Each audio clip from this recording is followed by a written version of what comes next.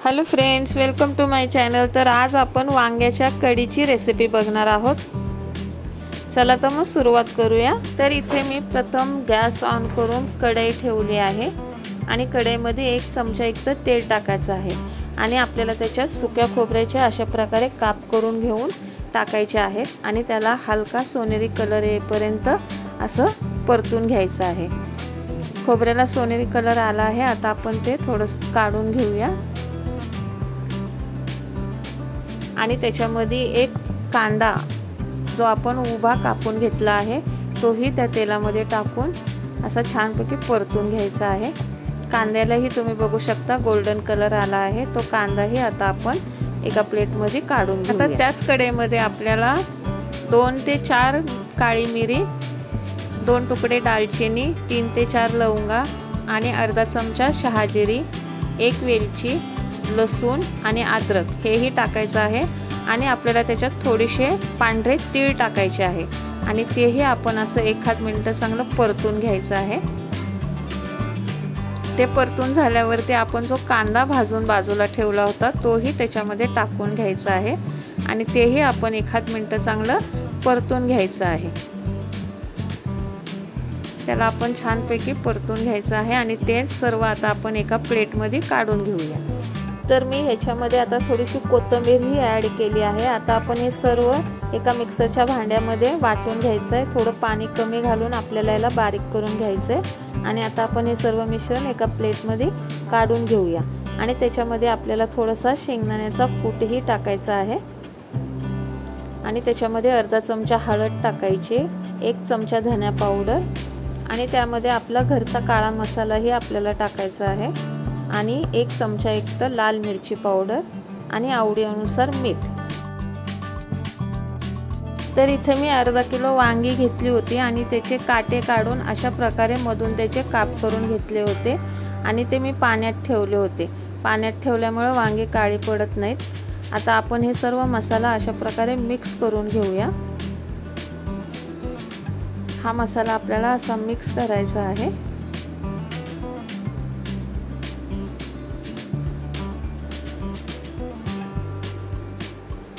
आता आपण हा मसाला अशा प्रकारे वांग्यात भरून घेऊया।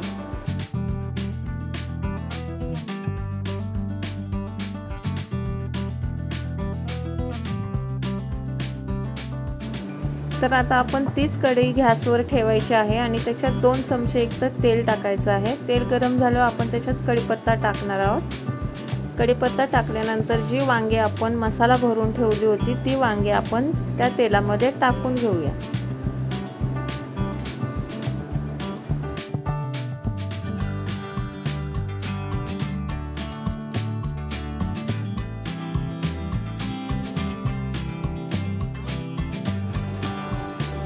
आता ही वांगी सगळं आपण चांगली हलवून घ्यायची आहे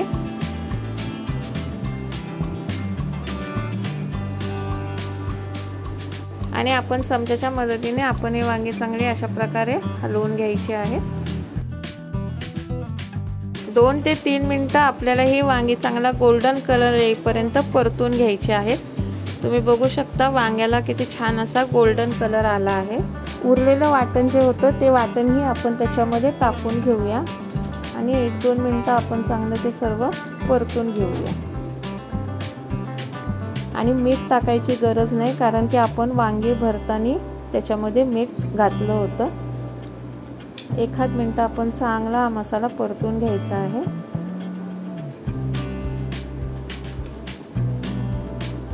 आता आपण त्याच्यावरती झाकण ठेवूया आणि झाकणावरती आपल्याला थोडंसं पाणी घालायचं आहे।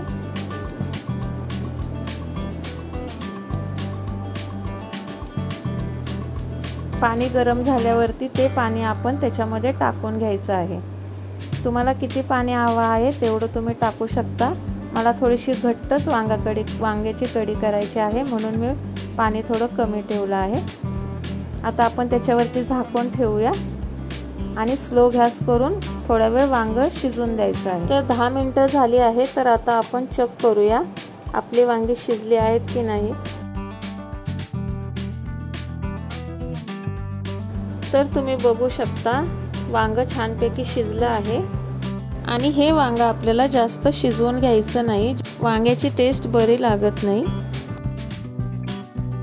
तर तुम्हाला कशी वाटली माझी आजची ही रेसिपी कमेंट करून नक्की सांगा। व्हिडिओवर माझ्या नवीन असाल तर व्हिडिओला माझ्या लाईक करा, शेअर करा आणि सबस्क्राईब करायला विसरू नका।